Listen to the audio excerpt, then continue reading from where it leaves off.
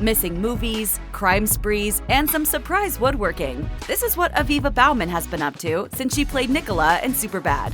Aviva Baumann's resume was pretty thin before Superbad. After background roles in the 1993 TV miniseries The Fire Next Time, the 1994 film Troublemakers, and a 2005 episode of Malcolm in the Middle, she landed the supporting role of Caroline Franklin in the 2006 religiously themed black comedy Forgiving the Franklins. After that movie debuted at the Sundance Film Festival, she was named an actor to watch by Premiere Magazine. 1 year later, after a few more one-off gigs, Baumann was tapped by Seth Rogen and Evan Goldberg to play foreign exchange student Nicola in Superbad.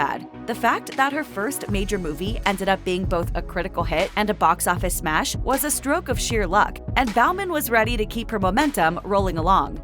After Superbad, Baumann landed a gig that couldn't have been further removed from that raunchy teen comedy. In 2008, she guest starred on an episode of the long-running CBS crime series Criminal Minds. In Season 3's The Crossing, Baumann played Sarah Henson, a young girl whose mother Audrey confesses to murdering her father. Though Audrey claims that she's been abused by her husband and that she killed him in self-defense, Sarah challenges that by asserting that her dad was essentially their primary caregiver. She further alleges that it was likely that her mother was actually abusing her father, and not the other way around. She was jealous that he loved us more than her. This account is verified by Sarah's brother Nathan, but is also slightly complicated by the fact that Sarah is the beneficiary of her father's life insurance policy. Audrey eventually does admit that her husband hadn't been abusive after all, and that she killed him out of a bizarre sense of jealousy toward his relationship with their kids. From a distance, the only interesting thing about the movie Spring Break '83 is that it was never released. It was reportedly made and marketed in 2007, yet it was only screened to one small audience in 2009. Then, despite a projected 2010 release date, Spring Break '83 just vanished. But once you dig into the star power behind this project, its disappearance becomes a lot stranger. The rest of the cast included such notable names as Morgan Fairchild, Joe Pantoliano, Eric Estrada, and Lee Majors. John Goodman and Jamie Kennedy also appear in the film's trailer, although it's not listed on either of their IMDb pages. As of 2023, Spring Break '83 still hasn't gotten anywhere close to a wide theatrical release, so it's probably safe to say at this point that it will never receive one. It's a shame that one of Baumann's largest roles will never see the light of day, though maybe that's for the best. Considering the tortured backstory, we're inclined to speculate that it's probably not exactly the best movie ever made. In 2009, Aviva Baumann returned to the indie film scene, though this time under slightly different circumstances. Whereas 2006's Forgiving the Franklins was a dark comedy with a cast of largely unknown actors, St. John of Las Vegas was a star-studded affair that ended with a disastrous debut. Starring John Cho, Peter Dinklage, Romany Malco, Tim Blake Nelson, Sarah Silverman, Danny Trejo, and Steve Buscemi as the title character, St. John of Las Vegas focuses on a recovering gambling addict whose attempts to better himself by fleeing Sin City ultimately send him back down the same troubled path. Baumann plays Penny, whom John meets while hiding out in Albuquerque. St. John of Las Vegas had a first-time writer-director in the form of Hugh Rhodes, a business developer who had previously worked on only 2 short films. Though it had all the makings of a successful indie darling, the movie was immediately panned by critics upon release. My name is John, and I am not lucky. After St. John of Las Vegas flopped, Baumann returned to a familiar genre, the police procedural. By this point in her career, she'd established herself as a reliable, believable choice to play the daughter of someone involved in a crime. And that was exactly what she did when she guest starred on a Season 5 episode of the TNT drama The Closer. Starring Kira Sedgwick in the lead role, The Closer offered a twist on the procedural formula by focusing on the process of closing a suspect. This means getting them to confess to the crime that the evidence says they committed. Unfortunately for Baumann, the episode she appeared in, entitled Elysian Fields, didn't give her very much to do. However, she would soon get the chance to play a meteor character on a similar show. The gruffy, stoic crime fighter is one of the most recognizable tropes of the police procedural formula. One of the most famous examples is Special Agent Leroy Gibbs, played by Mark Harmon for 19 seasons on CBS's NCIS. Gibbs's backstory is unique in its macabre tragedy. His wife and young daughter were killed in a car crash orchestrated by a drug dealer. Aviva Baumann had a recurring role on NCIS as a young Shannon Gibbs. She appeared in flashbacks in the Season 6 episode Heartland, the Season 7 episode Mother's Day, and the Season 9 episode Life Before His Eyes. This role was essentially Baumann's first opportunity after Superbad to establish herself with a new audience over time. This sort of gig is a huge milestone for any actor, and although it's been over a decade since Baumann's last appearance on NCIS, she's remained busy in the time since. We could sit together. I don't know, it's a long ride.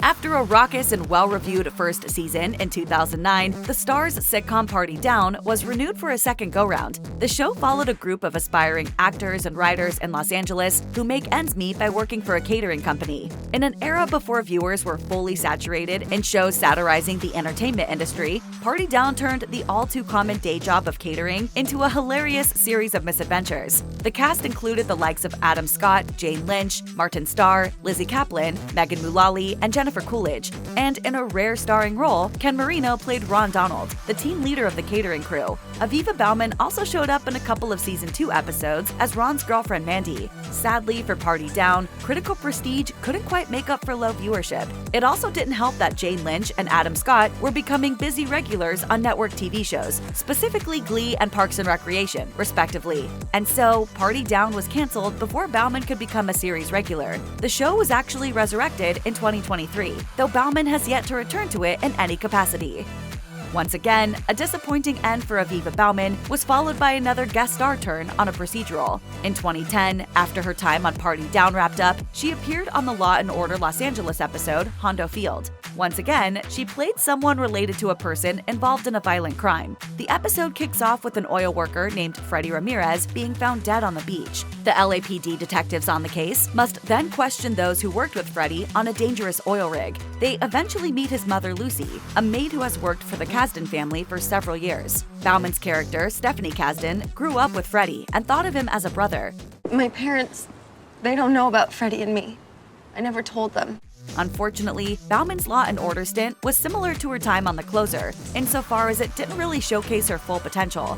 But that's the reality of being a working actor in Hollywood. Sometimes you take parts that aren't the biggest deal because you need to keep busy or get a paycheck. So while Baumann's time in the Dick Wolf universe wasn't exactly as iconic as Superbad, it didn't hold her back from the next chapter in her acting journey. After bouncing between supporting parts in comedies and grieving daughters in police procedurals, Aviva Baumann landed a meaty role on a Season 5 episode of the USA spy drama Burn Notice. The episode was called No Good Deed, and she made quite the impression in a villainous role. The plot features the show's main character, ex-CIA special agent Michael Weston, and his partner Max as they work with an arms liaison named Fiona and retired Navy SEAL Sam Axe to hunt down the criminal mastermind behind a string of robberies. This mastermind turns out to be Baumann's character, a woman named Eve. What do you want, Baxter? Yeah, nice to meet you. Yeah, all right. After an intense cat-and-mouse game, Michael outmaneuvers Eve by shaking her confidence in her employer. When she attempts to go into hiding, she's caught off guard by one of Fiona's explosives. Even though Eve meets a definitive end by the end of the episode, Baumann still made the most of the chances to show off her range. Alas, her opportunities for doing so have been few and far between since then. Short films don't typically raise the profiles of their actors very often. Nevertheless, they can be great opportunities to stretch creatively.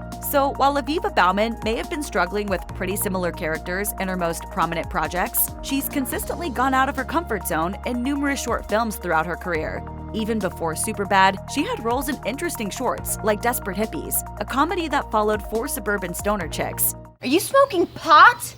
Baumann's other short film credits include the offbeat joyride Waffles for Breakfast, The Juggler, which also starred Gossip Girl and U-star Penn Badgley, False Creek Stories, which was narrated by Avatar star Stephen Lang, the sci-fi comedy Earthbound, and the parody Taken 3, Back to Normal. Though shorts aren't exactly a typical path to stardom, Baumann's consistent work making them demonstrates her commitment to the independent side of filmmaking. Early in her career, Aviva Baumann was frequently credited as just Aviva or with her maiden name of Farber. She didn't become known as Aviva Baumann until 2012, which was when she married fellow actor Ken Baumann. As it turns out, Ken Baumann had a very similar career trajectory as his wife. He appeared in several shorts and indie flicks before landing what would become his career-defining role in the teen drama series The Secret Life of the American Teenager. He played Ben, a high school student whose girlfriend Amy, played by Shailene Woodley, becomes pregnant. It isn't publicly known when Ken and Aviva began dating, though it's worth noting that he was also cast in the ill-fated Spring Break '83. Their relationship has been largely private, although it is known that they tied the knot at a quiet ceremony in Malibu, California. Shortly afterwards, he was diagnosed with Crohn's disease, a chronic inflammation that can cause severe digestive symptoms. He retired from acting in 2013. His wife also retired that same year, although she's also revealed that she wanted to leave Los Angeles and return to her hometown of Santa Fe, New Mexico. Ken and Aviva Baumann have managed to keep their personal lives private since retiring, while also keeping busy. He began writing books, including a poetry collection called Eat the Flowers, an in-depth analysis of the video game Earthbound, and a novel called Stay, Cut, Map. Aviva, meanwhile, founded a jewelry company called Twigworks. Working out of their Santa Fe home, Aviva utilizes her lifelong love of woodworking to craft earrings made of salvaged wood and other recycled materials. According to Twigworks' website, Aviva aims to highlight the simple and fractal expressions of wood in all its varieties through jewelry that restores the feeling of being playful and rooted. Since October 2016, Twigworks has been featured in a few local magazines, and Aviva's woodworking prowess isn't limited to earrings, as she's also made bolo ties, cabinets, artisanal shelves, and large wooden wall art pieces.